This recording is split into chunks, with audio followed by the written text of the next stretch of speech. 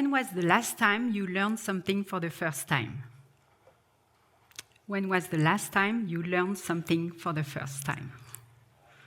I see some people trying to remember, and it looks like it's a long time ago that you learned something for the first time. And you might wonder, why am I asking you this question? Well, it's because I'm passionate about people as an expert in human resources for over 24 years now, and I've helped thousands of individuals in their growth journey across positions, industries, and geographies. And I've learned that curiosity is not only a survival mechanism or the key to innovation. As we know, innovation starts with curiosity, but it can also boost your memory, reduce your stress, build your resilience, your learning agility, and ultimately change your life. And you will realize it's not that difficult. You just need to put aside your ego, dare to have an attitude of exploration, and finally reconnect with your inner curiosity. Today, through my humble experience, I would like to trigger your curiosity around the fact we all have an inner curiosity as children, which drives us to learn new things, but somehow we lose it over time. So please raise your hand if you have kids or if you spend time with kids. Yeah, a few of you, that's a bit normal. So, well, as the proud mother of 3, this is what I can tell. They just ask questions all the time on anything. Even sometimes some weird questions. Listen to this one. Mommy, when you will be dead, can I have your dress? Maybe you know the famous 5 whys from the automotive industry. My kids practice the 1000th whys. And on top of questioning, they keep reading, noticing, exploring. And what I also observe and love about kids is the pride they take from their curiosity. Mommy, it works. Oh, it's so satisfying. Really? You didn't know that? And beyond my personal experience, a plethora of research has constantly demonstrated we're all curious by nature when we're young. One study found that preschoolers ask an average of 26 questions an hour at home, but less than 2 per hour at school. And 2 per hour, it's still quite a lot. But for students of 10 years old, that number drops to less than once every 2 hours. So after I read that, I couldn't help but wonder, what happened? What prevents us from staying curious? Are you curious to know about that? So first, I think kids want to reduce uncertainty of the world and close knowledge gaps. Imagine I throw a ball for the first time of my life. I'm amazed how it bounces back. And I might try a few more times in different settings. And then I've understood how it works. No need for me to ask questions or experiment any longer. With time and education, we acquire so much knowledge and experience that we do not feel the same burning needs to be curious anymore. On top of that, at some point, we've been told to stop being curious. With good intention, adults want to protect kids from all the risk of our world. Don't touch, don't climb, stop throwing this ball, you might hurt someone or break something. We discourage kids from exploring with a curious mind. As a busy working parent, I can share we even sometimes stop them from asking questions because we're so tired. Or we don't want to admit we don't know the answer. And finally, social pressure kicks in. A child's self-confidence is very high, and they have no fear of being judged if they ask questions or if they experiment. This is natural for them, and they need that to grow. Over time, we develop fears, especially of social exclusion. If today in a meeting I start throwing ball, I can tell you there will be people looking at me strangely, and I will feel ashamed. So curiosity, all our fear stops our curiosity and prevents us from learning new things for the first time. Yet we need curiosity more than ever to navigate today's world, more uncertain, more complex, more ambiguous. The World Economic Forum, in this year's Future of Job reports, has defined curiosity and lifelong learning as critical skills we need for the future. My children will probably have 20 jobs and 7 different careers, while my mother had 1 job, 1 single employer. As learning and development professionals, our role is to equip employees to grow and to be future ready. So I have 3 main recommendations for you, how you can rediscover your curiosity.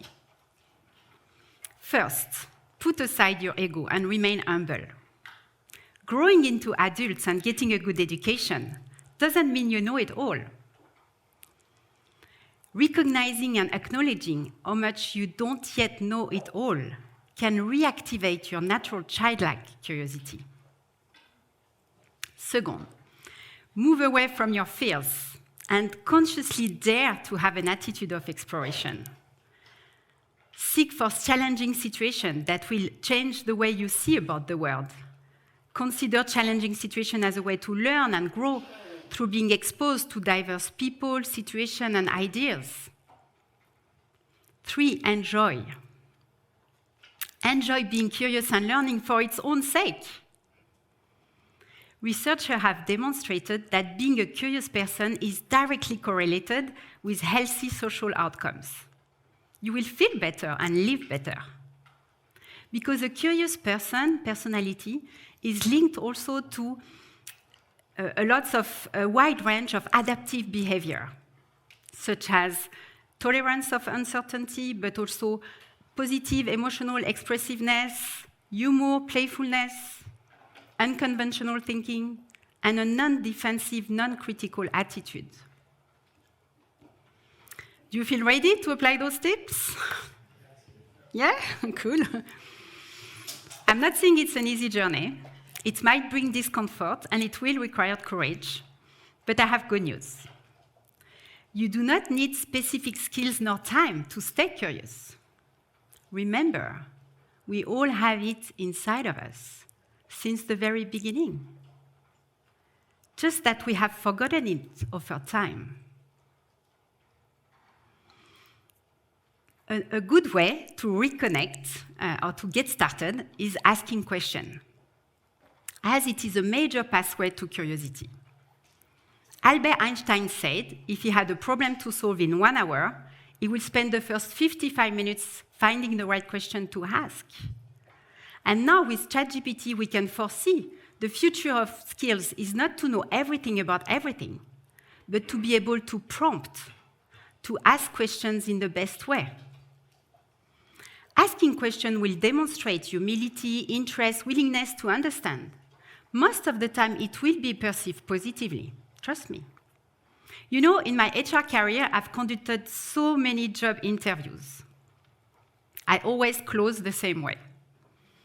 Anything you would like to add or to ask on any topics? And believe it or not, no matter the job, the level, the culture, there are still candidates who answer, "No thanks, everything is clear." And for me, it's just hard to believe. It's like such a lost opportunity for you to demonstrate your curiosity. Far from displaying your competencies, it could be interpreted as you're not really interested in this future job or company, or you believe you already know everything, or you're afraid of asking questions. So again, asking questions will be perceived positively.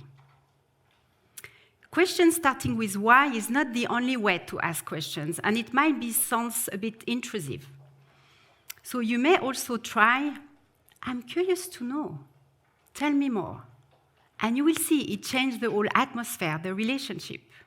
Even asking questions to yourself, especially when you're upset. "I'm curious to understand what triggers this emotion in me." Could bring new insights and positive outcomes. If I try myself to answer this question, when was the last time I learned something for the first time? I guess my biggest learning experience recently was working and living in China. And why did I live my comfortable life here in Switzerland? Because of curiosity. Well, it was not easy, first to convince my family, and then we arrived in Beijing January 2020. So remember, yeah? Before we could even unpack, COVID-19 changed the course of our life. In China and soon after all around the world. Well, we've been stretched, challenged, out of our comfort zone for sure, but none of us, despite the challenges, the unknowns, regret the decision we made, driven by curiosity. What an amazing, fascinating learning experience. We learn about complete different culture, environment, way of working, thinking, eating, everything. Even the technology landscape is so unique. Your survival depends 100% on your smartphone and a bunch of WeChat applications. So you'd better be curious and learn fast. And curiosity not only took us all around the world, but it helped us build our resilience and strengthen connection.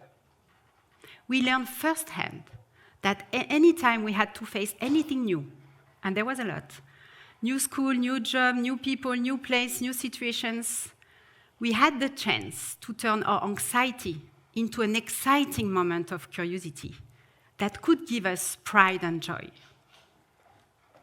We also learned that curiosity is a practice of connection. It connects the dots, it connects the people, it connects ideas into networks of knowledge. For me, it looks very similar to the galaxy, or the neural system of our brain, to imagine the infinite power of connectivity. And we feel more alive when we feel connected. Connected to the world, to communities, to a purpose. So you see, curiosity could be as big as going all around the world and as simple as asking questions. So in conclusion, I would like to invite you to embrace your birth gift of curiosity.